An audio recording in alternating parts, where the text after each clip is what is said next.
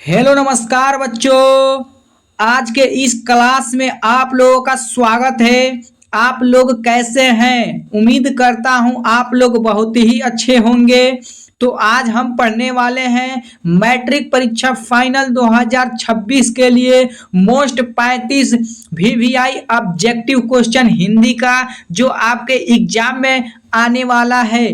तो बच्चों, इस क्लास को देखना ना भूलें। ये बहुत ही इम्पोर्टेंट क्वेश्चन है, आपके एग्जाम के लिए बहुत ही अच्छा है। आपके एग्जाम में प्रश्न बनेंगे, यहीं से बनेंगे। तो दोस्तों, चलिए बिना देरी किए शुरुआत करते हैं। आपसे एक रिक्वेस्ट है कि आप मेरे साथ आंसर और क्वेश्चन को पढ़ते चलिएगा और साथ में आंसर को लगाते चलिएगा। तो चलिए बिना देरी किए शुरुआत करते हैं। आज का आपका पहला सवाल है आपके सामने, तो चलिए शुरुआत करते हैं। क्वेश्चन कह रहा है कि हिंदी भाषा का उद्भव किस भाषा से हुआ माना जाता है। आपका क्वेश्चन कह रहा है कि हिंदी भाषा का उद्भव किस भाषा से हुआ माना जाता है। तो इसमें राइट आंसर आपका option number A correct answer हो जाएगा, जो कि संस्कृत से माना जाता है। चलिए अगला नेक्स्ट क्वेश्चन देखते हैं। आपको साथ में याद करते भी चलना है ताकि आपके एग्जाम में आने वाले प्रश्न आपसे ना छूटे। तो चलिए अगला दूसरा नंबर क्वेश्चन कह रहा है कि नीचे दिए गए में से कौन सा उपन्यास है। तो इसमें राइट आंसर आपका option number C correct answer हो जाएगा। Option number C correct answer हो जाएगा। अगला क्वेश्चन देख लेते हैं। अगला क्वेश्चन कह रहा है कि प्रगतिवादी विचारधारा का अर्थ क्या है। तो इसमें राइट आंसर आपका option number B correct answer हो जाएगा। Option number B correct answer हो जाएगा, नवीन सोच। इसमें राइट आंसर आपका option number B correct answer हो जाएगा। अगला क्वेश्चन कह रहा है कि अलंकार शब्द का अर्थ क्या है। आपसे क्वेश्चन पूछ रहा है कि अलंकार शब्द का अर्थ क्या है। तो इसमें राइट आंसर आपका option number B correct answer हो जाएगा। कविता की सजावट को अलंकार शब्द का अर्थ कहते हैं। अगला क्वेश्चन कह रहा है कि छंद किसमें उपयोग होता है। जो छंद होता है वो किसमें उपयोग होता है। तो इसमें राइट आंसर आपका option number C correct answer हो जाएगा। Option number C correct answer हो जाएगा। इसका राइट आंसर सी हो जाएगा। अगला क्वेश्चन देख लेते हैं। अगला क्वेश्चन कह रहा है कि रस का मुख्य उद्देश्य क्या है। तो इसमें राइट आंसर आपको बताना है। तो इसमें राइट आंसर आपका option number B right answer हो जाएगा। Option number B correct answer हो जाएगा। भावनाओं का संप्रेषण हो जाएगा। इसमें राइट आंसर आपका option number B correct answer हो जाएगा। अगला क्वेश्चन कह रहा है कि साहित्य का अर्थ है। साहित्य का अर्थ आपसे पूछ रहा है।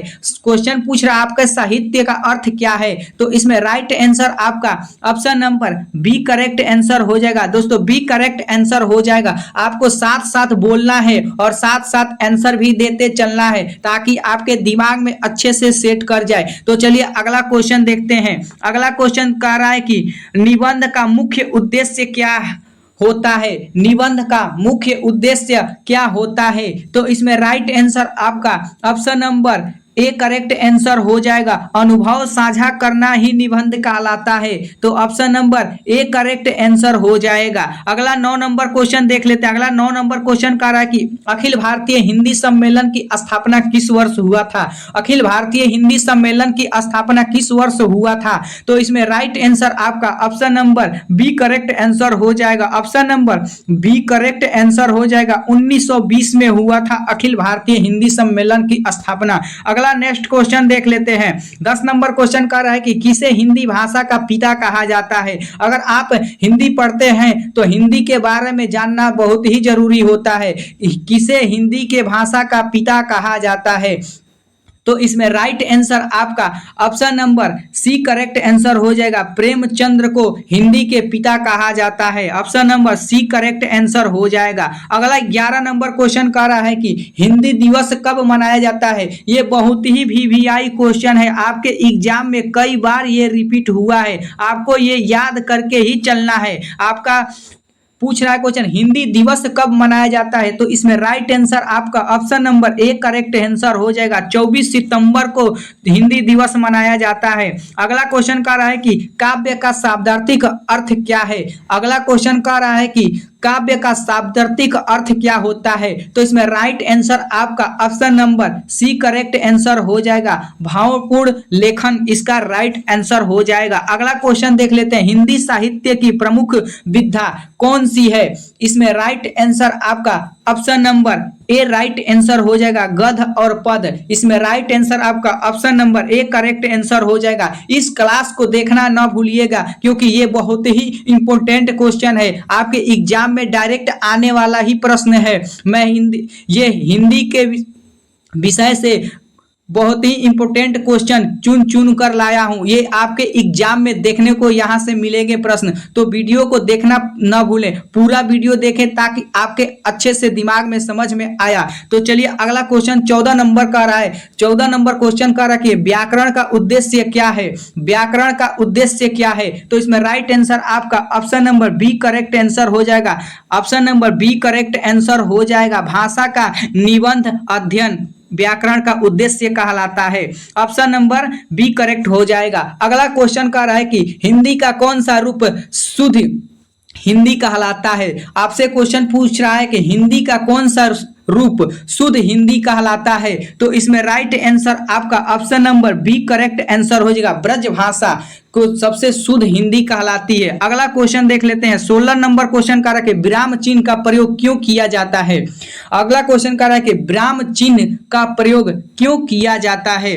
तो इसमें राइट आंसर आपको बताना है। इसमें राइट आंसर आपका option number B correct answer हो जाए। वाक्य के अंत में जो विराम चिन्ह लगाया जाता है उसी को वाक्य के अंत में जो विराम चिन्ह लगाया जाता है उसी को विराम चिन्ह कहते हैं। तो अगला क्वेश्चन कर लेते हैं। अगला क्वेश्चन कहता है कि अनुच्छेद लेखन में मुख्यतः क्या व्यक्त किया जाता है?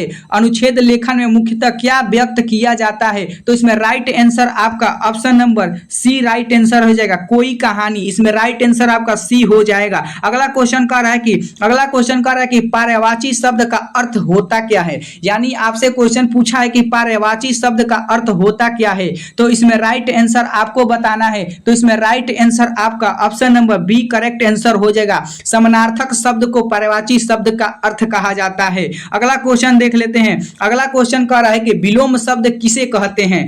अगला क्वेश्चन कह रहा है कि विलोम शब्द किसे कहते हैं? आपसे क्वेश्चन पूछा विलोम शब्द किसे कहते हैं, आपको आंसर बताना है। तो इसमें राइट आंसर आपका option number B correct answer हो जाएगा। विपरीत अर्थ वाले शब्द को हम विलोम शब्द कहते हैं। अगला क्वेश्चन कह रहा है कि रचना का अर्थ क्या कहलाता है? रचना का अर्थ क्या कहलाता है?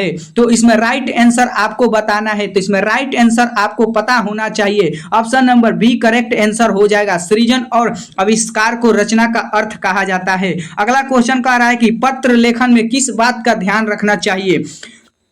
पत्र लेखन में किस बात का ध्यान रखना चाहिए? अगर आप पत्र लिख रहे हैं, कोई भी पत्र लिख रहे हैं, तो आपको किस बात का उसमें ध्यान रखना चाहिए, ये आपसे क्वेश्चन पूछ रहा है। तो इसमें राइट आंसर आपका option number B correct answer हो जाएगा। अभिवादन और समापन का ध्यान रखना चाहिए। अगला क्वेश्चन कह रहा है कि हिंदी साहित्य में सबसे पहला उपन्यास कौन सा माना जाता है? तो इसमें राइट आंसर आपका option number D correct answer हो जाएगा। Option number D correct answer हो जाएगा। आनंद मठ को हिंदी साहित्य का सबसे पहला उपन्यास माना जाता है। Option number D correct answer हो जाएगा। ये बहुत ही इंपॉर्टेंट क्वेश्चन है, आपके एग्जाम में यहाँ से कम तो 25 प्रश्न बन ही जाएंगे। इस वीडियो को देखना ना भूलें क्योंकि ये बहुत ही इंपॉर्टेंट क्वेश्चन है। अगला क्वेश्चन देख लेते हैं। अगला क्वेश्चन कह रहा है कि व्याकरण में कितने कारक होते हैं? आपसे क्वेश्चन पूछ रहेगा व्याकरण में कितने कारक होते हैं? तो इसमें राइट आंसर आपको बताना है। Option number C correct answer हो जाएगा।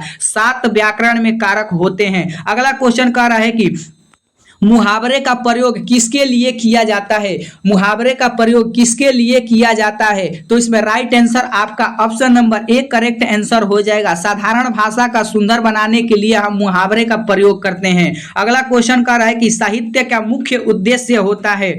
साहित्य का मुख्य उद्देश्य होता है। तो इसमें राइट आंसर आपको बताना है। इसमें राइट आंसर आपका option number B right answer हो जाएगा। Option number B correct answer हो जाएगा। मनोरंजन और शिक्षा के लिए साहित्य का मुख्य उद्देश्य होता है। तो इसमें राइट आंसर आपका ऑप्शन नंबर बी हो जाएगा। अगला क्वेश्चन कह रहा है कि हिंदी साहित्य की भाषा शैली किस पर आधारित है? हिंदी साहित्य की भाषा शैली किस पर आधारित है? तो इसमें राइट आंसर आपका option number A correct answer हो जाएगा। संस्कृत पर हिंदी साहित्य की भाषा शैली की आधारित है। अगला क्वेश्चन कह रहा है कि अलंकार किसमें प्रयोग होता है? जो अलंकार होता है वो किसमें प्रयोग होता है? तो इसमें राइट आंसर आपका option number B correct answer हो जाएगा। पद लेखन में अलंकार का प्रयोग किया जाता है। अगला क्वेश्चन कह रहा है कि उपमा अलंकार का प्रयोग कब होता है? उपमा अलंकार का प्रयोग कब किया जाता है? तो इसमें राइट आंसर आपका ऑप्शन नंबर एक राइट आंसर हो जाएगा। तुलना करने पर जो अलंकार का प्रयोग होता है उसी को उपमा अलंकार कहते हैं। अगला क्वेश्चन कह रहा है कि रूपक अलंकार किसे कहते हैं? रूपक अलंकार किसे कहते हैं? तो इसमें राइट आंसर आपका option number B correct answer हो जाएगा। Option number B correct answer हो जाएगा। गहरे अर्थ से संकेत करना रूपक अलंकार कहलाता है। तो इसमें राइट आंसर आपका option number B correct answer हो जाएगा। अगला क्वेश्चन कर रहा है कि स्वतंत्र कविता किसे कहते हैं? स्वतंत्र कविता किसे कहते हैं? आपको जल्दी जल्दी आंसर बताना है और याद भी करते चलना है ताकि एग्जाम में आने वाले प्रश्न आपसे बन जाए।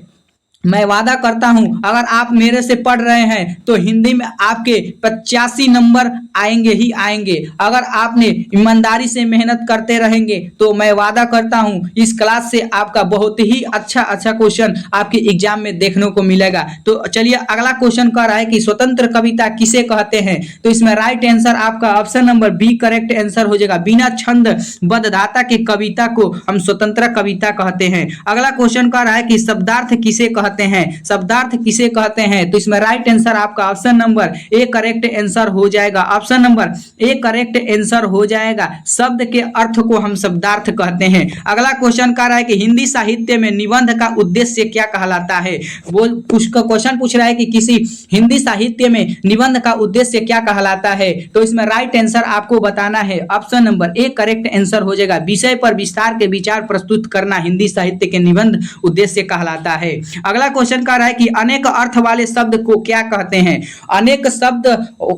अनेक अर्थ वाले शब्द को हम क्या कहते हैं? तो इसमें राइट आंसर आपका option number D correct answer हो जाएगा। Option number D correct answer हो जाएगा। बहुविधार्थ शब्द कहलाता है। अगला क्वेश्चन कह रहा है कि हिंदी साहित्य में सबसे प्राचीन ग्रंथ कौन सा माना जाता है? आपसे क्वेश्चन पूछेगा कि हिंदी साहित्य में सबसे प्राचीन जो ग्रंथ होता है वो कौन सा माना जाता है? तो इसमें राइट आंसर आपका option number A correct answer हो जाएगा। रामचरितमानस जो है हिंदी साहित्य में सबसे प्राचीन ग्रंथ को ही माना जाता है। अगर आपसे पूछेगा कि सबसे पुराना वेद कौन सा है तो आपको लगाना है ऋग्वेद हो जाएगा आपका राइट आंसर। तो इसमें राइट आंसर आपका option number A correct answer हो जाएगा।